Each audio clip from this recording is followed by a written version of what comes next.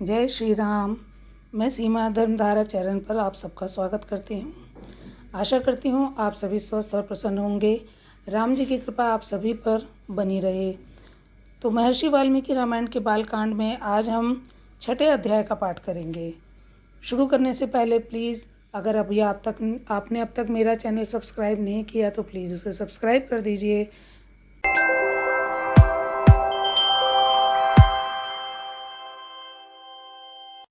तो आइए शुरू करते हैं हम 6ठः सर्गः, जिसमें राजा दशरथ के शासनकाल में अयोध्या और वहाँ के नागरिकों की उत्तम स्थिति का वर्णन बताया गया है।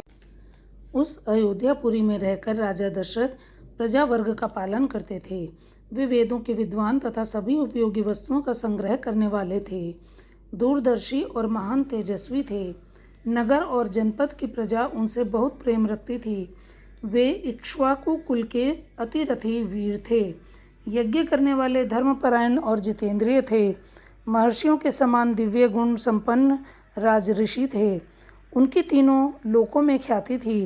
वे बलवान शत्रुहीन मित्रों से युक्त एवं इंद्रिय विजयी थे।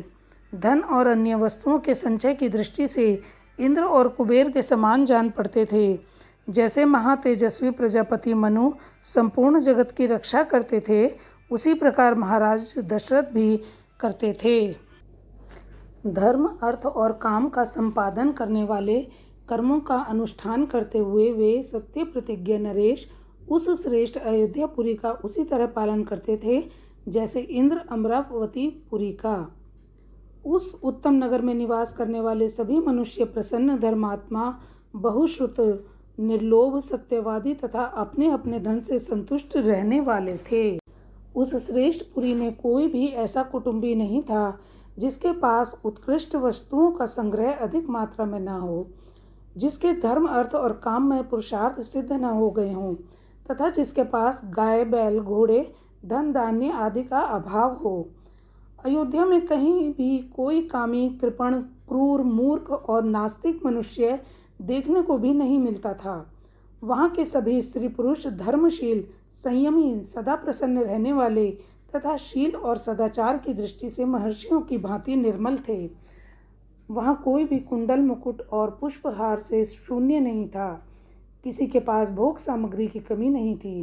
कोई भी ऐसा नहीं था जो नहा धोकर साफ सुथरा न हो, जिसके अंगों में चंदन का लेप न लगा हुआ हो तथा जो सुगंध से वंचित हो।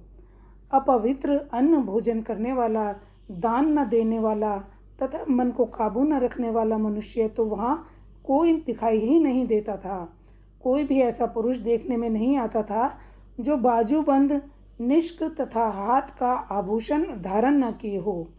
अयोध्या में कोई भी ऐसा नहीं था जो अग्निहोत्र और यज्ञ न करता हो, जो शूद्र, चोर, सदाचार शून्य अथवा वर्ण संकर हो।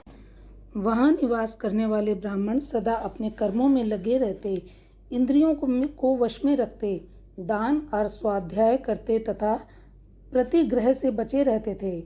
वहाँ कहीं भी एक भी ऐसा द्विज नहीं था जो नास्तिक, असत्यवादी, अनेक शास्त्रों के ज्ञान से रहित, दूसरों के दोष ढूंढने वाला, साधन में असमर्थ और विद्याहीन हो।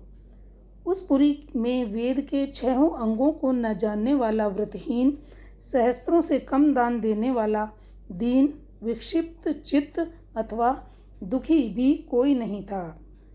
अयोध्या में कोई भी स्त्री या पुरुष ऐसा नहीं देखा जा सकता था जो श्रीहीन, रूप रहित तथा राजभक्ति से शून्य।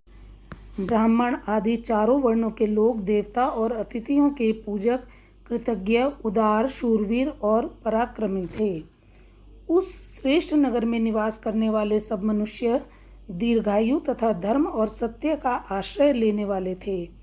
वे सदा स्त्री, पुत्र और पौत्र आदि परिवार के साथ सुख से रहते थे। क्षत्रिय ब्राह्मणों का मुंह जोते थे, वैश्य क्षत्रियों की आज्ञा का पालन करते थे और शूद्र अपने कर्तव्य का पालन करते हुए उपर्युक्त तीनों वर्णों की सेवा में संलग्न रहते थे।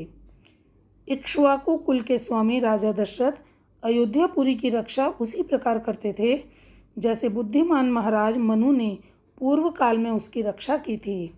शौर्य की अधिकता के कारण अग्नि के समान दुर्धर्ष, कुटिलता से रहित, अपमान को सहन करने में असमर्थ तथा अस्त्र शस्त्रों के ज्ञाता योद्धाओं के समुदाय से वह पुरी उसी तरह भरी पूरी रहती थी जैसे पर्वतों की गुफा सिंहों के समूह से परिपूर्ण होती है।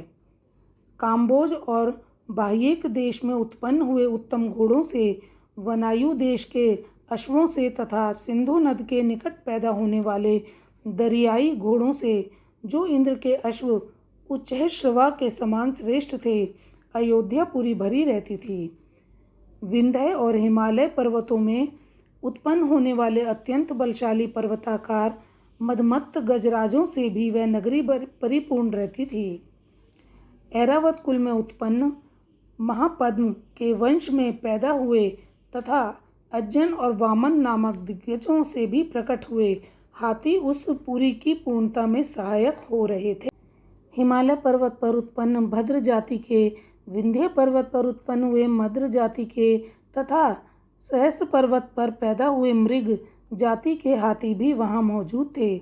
भद्र, मंद्र और मृग इन तीनों के मेल से उत्पन्न हुए शंकर जाति के, भद्र और मंद्र इन दो जातियों के मेल से पैदा हुए शंकर जाति के, भद्र और मृग जाति के संयोग से उत्पन्न शंकर जाति के तथा मृग और मंद्र इन दो जातियों के सम्मिश्रण से पैदा हुए पर्वताकार गजराज भी, जो सदा मदोन्मत्त रहते थे, उस पुरी में भरे हुए थे। 2 योजन की भूमि तो ऐसी थी जहाँ पहुंचकर किसी के लिए भी युद्ध करना असंभव था। इसलिए वह पुरी अयोध्या इस सत्य एवं सार्थक नाम से प्रकाशित होती थी, जिसमें रहते हुए राजा दशरथ इस जगत का पालन करते थे। जैसे चंद्रमा नक्षत्र लोक का शासन करते हैं, उसी प्रकार महातेजस्वी महाराज दशरथ अयोध्यापुरी का शासन करते थे। उन्होंने अपने समस्त शत्रुओं को नष्ट कर दिया था, जिसका अयोध्या नाम सत्य एवं सार्थक था, जिसके दरवाजे और अर्गला सुदृढ़ थे, जो विचित्र गृहों से सदा सुशोभित होती थी। सहस्त्रों मनुष्यों से भरी हुई उस कल्याणमयी पुरी का इंद्रतुल्य तेजस्वी राजा दशरथ न्यायपूर्वक शासन करते थे। इस प्रकार श्री वाल्मीकि निर्मित आर्ष रामायण आदि काव्य के बालकांड में 6ठा सर्ग पूरा हुआ। संगत जी, पाठ पढ़ने में मुझसे कोई भूल चूक हुई हो तो प्लीज़ मुझे क्षमा कीजिए, और यदि मेरा प्रयास आपको थोड़ा सा भी पसंद आ रहा हो तो प्लीज़ मेरी वीडियो को शेयर एंड लाइक कीजिए, चैनल को सब्सक्राइब कीजिए, बेल आइकन को प्रेस कीजिए। तो मिलते हैं हम नेक्स्ट वीडियो में नेक्स्ट चैप्टर के साथ। तब तक राम जी की आप पर सदा कृपा दृष्टि बनी रहे, आप सदा स्वस्थ और प्रसन्न रहें। तब तक के लिए जय श्री राम।